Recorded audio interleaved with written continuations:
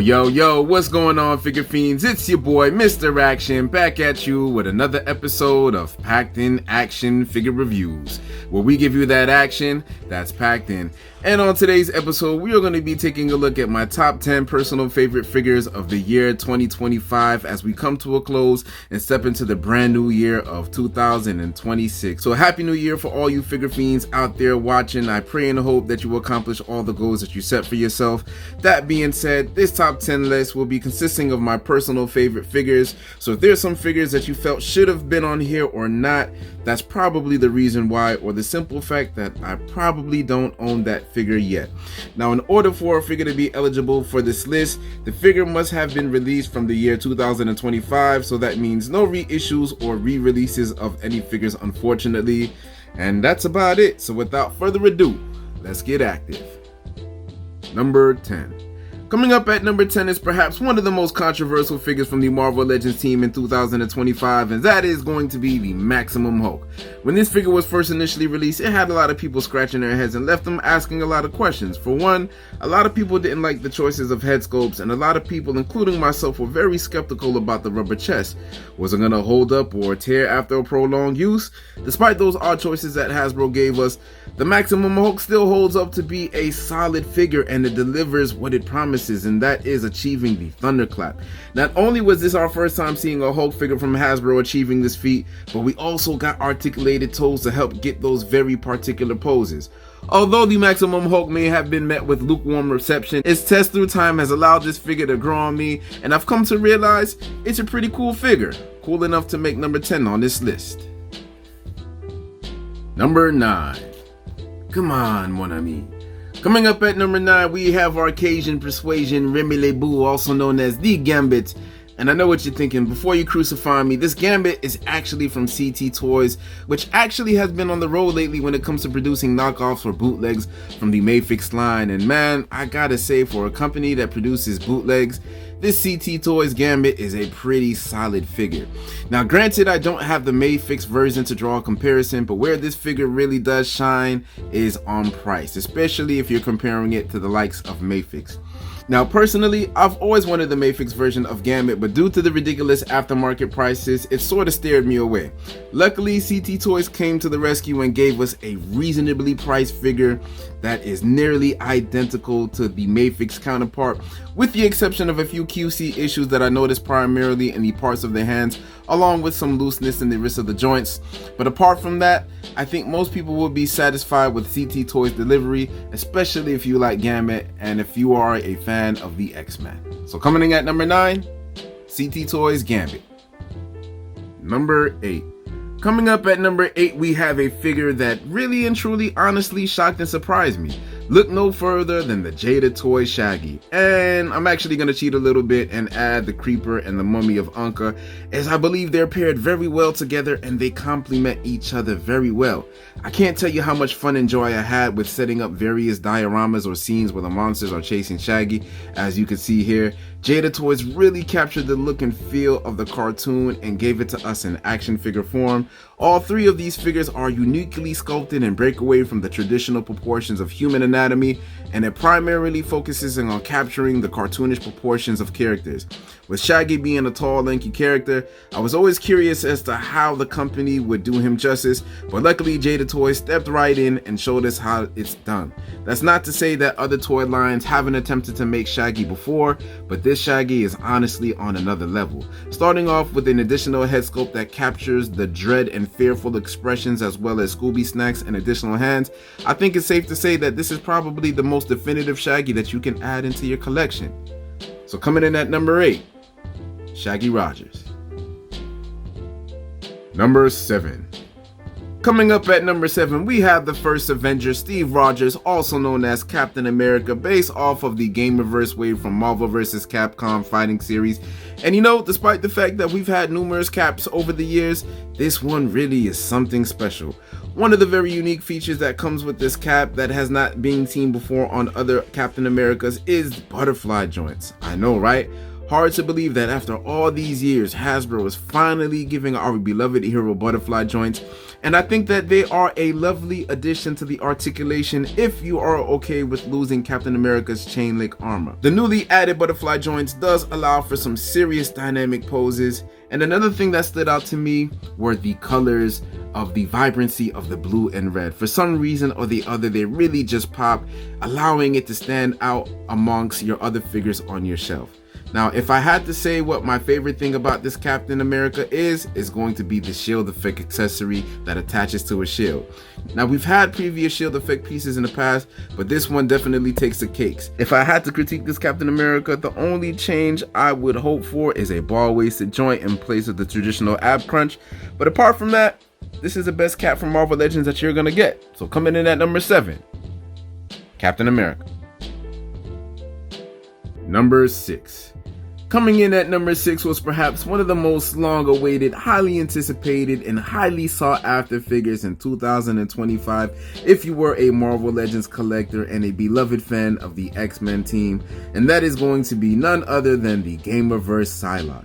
Prior to this release, the last blue-suited version of Psylock was released some years ago, and sadly that figure has begun to show its age. For years we were left without a Psylock up until the release of the 3-pack, which she sports her blue and yellow costume, which unfortunately had a fan still feeling a bit unsatisfied as we were awaiting a more updated look for her more iconic look. And then boom, Hasbro finally heard our cries and delivered one of their best female figures, a beautifully sculpted, accurately proportioned, highly articulated, and energy effect packed Psylock that up till now is still pretty hard to come by. Up to this point, I've actually never seen one in the wild, but I have heard and seen some reports of it being in some Target stores, so hopefully you get a chance to grab one if you haven't gotten one yet. So coming in at number 6, Psylock. Number 5.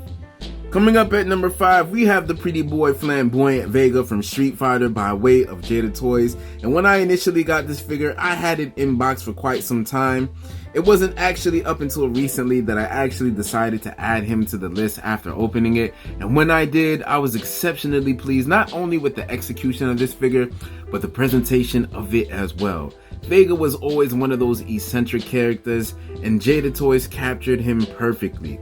Vega sports his vibrant purple and yellow pants along with his soft good wire tassel, and you know Vega couldn't be Vega without his iconic mask and golden claw.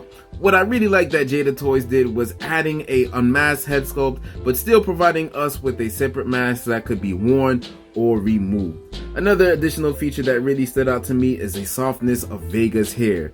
It's sculpted in this soft rubber that allows for better articulation along with a swivel for his ponytail, allowing for some more dynamic poses. And if that wasn't enough, he also comes with a slash effect piece that you can attach to his golden claw, allowing for some really action-packed poses. So coming in at number 5, Vega.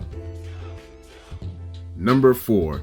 Coming in at number 4, we have another figure from the Maximum series, and that is going to be none other than the fourth wall breaking, sword slinging Deadpool. Now, I really like this figure, and maybe perhaps my bias for ranking Deadpool this high, it probably clouds my judgment, but if I'm gonna be completely honest, I really truly think we shouldn't gotten a lot more with this figure, especially considering that it holds the Maximum's branding. I'm very appreciative of the additional accessories like the hands and the guns, but where I feel like this figure fell short was the lack of additional head sculpts, especially after seeing that the Maximum Hulk and Spider-Man come with 3. Not only was that an issue for me, but also the fact that this guy's shoulders are hella gummy. At first, I thought maybe I had a bad batch, but after seeing multiple reviews, the general consensus was that the shoulders sucked, which was unfortunate because otherwise, this is a phenomenal Deadpool that I think checks most of the boxes for collectors. So coming in at number 4, Deadpool. Number 3.